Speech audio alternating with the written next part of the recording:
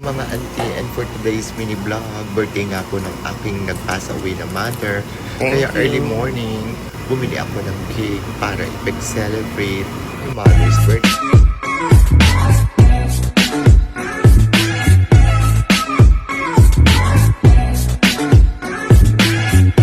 It's September 15, birthday nga po ng aking mother na nag-pass away 2 years ago.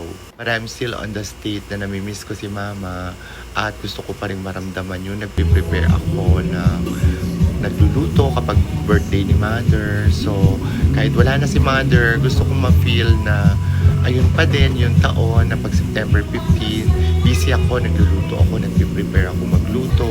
So, at this moment of time, parang ini-imagine ko na busy ako kasi birthday ni mother. Usually, ganito naman ako every year. Kinasanayan ko na.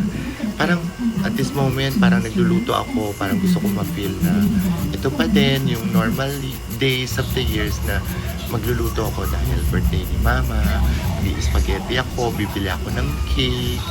And somehow, parang malungkot pero hindi naman na ganun kabigat para sa akin dahil natanggap ko na nawala na si mama. Pero yung kinagawian ko na pag birthday ni mama, nagluluto, eto pa din ako. So, prepare tayo ng spaghetti and then bumili ako ng cake and maaga ako nagluto. Alam ko madami akong prepare at wala naman ako na-expect na bisita pero inisip ko na kung ano man yung i-prepare ko, dadalhin ko sa salon at pagsasaluhan namin ng mga kasamahan ko sa salon, and then yung iba ibibigay ko sa mga friends na malapit sa akin. Ganun lang. Pero yung the fact na gusto ko talagang mag-prepare para mag-celebrate ng birthday ni mother, nandun pa din. So ang ginawa ko, after ng luto, ginising ko na yung daughter ko. Sabi ko, ka na dahil pagtas ko magluto, gusto ko kakanta tayong dalawa. So inayos ko yung lamesa, inayos ko lahat nung niluto ko, pinrepare ko, tinawag ko na si daughter. Sabi ko, titirik natin ang kandila si mother at kakantahan natin as usual ng happy birthday kahit wala na si mother. Although nakapag-move on naman na kami ng daughter ko pero may lungkot pa rin nararamdaman. Of course, always namimiss namin si mama. This way, papano naiibsan yung lungkot namin. Same time, pinagpipray pa rin namin si mama. As always, especially itong birthday niya. So at this moment of time, kumakanta kami ng happy birthday pero nafe-feel ko para akong naluluha, ganun. At the same time, nafe-feel ko na unti-unti.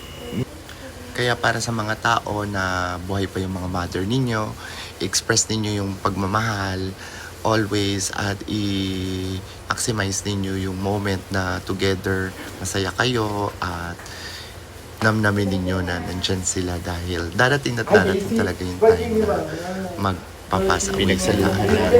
Prepare kong handa ni mama para sa video na to at maraming salamat na kaming nagsalo mga taong din yung kasama namin si mama. Siyempre, prepare ko dahil padalahin ko nga sa salon. Maraming learnings na natutunan na naiwan sa amin at naiaway namin sa aming buhay. Sinarapan ko yung photo with love, of course. Ayan, ang sarap ng subo ko. Maaga pa lang. And then, nag-shower, naligo, dinala sa salon. Then, nakakatuwa naman kasi yung mga kasama ko sa salon, especially happy birthday. Kinakantahan si mama ng happy birthday. I know, na-miss niya din si mama sa mga ganitong moment of time. Kaya, salamat kasi na-appreciate nila.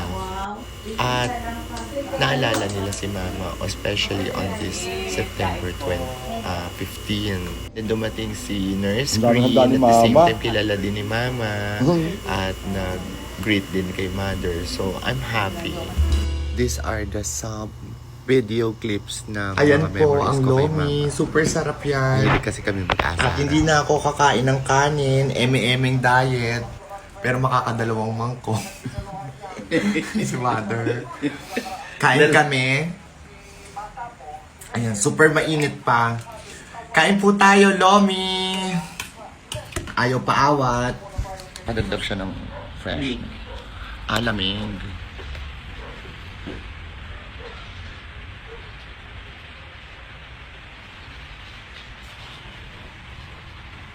Fresh na fresh.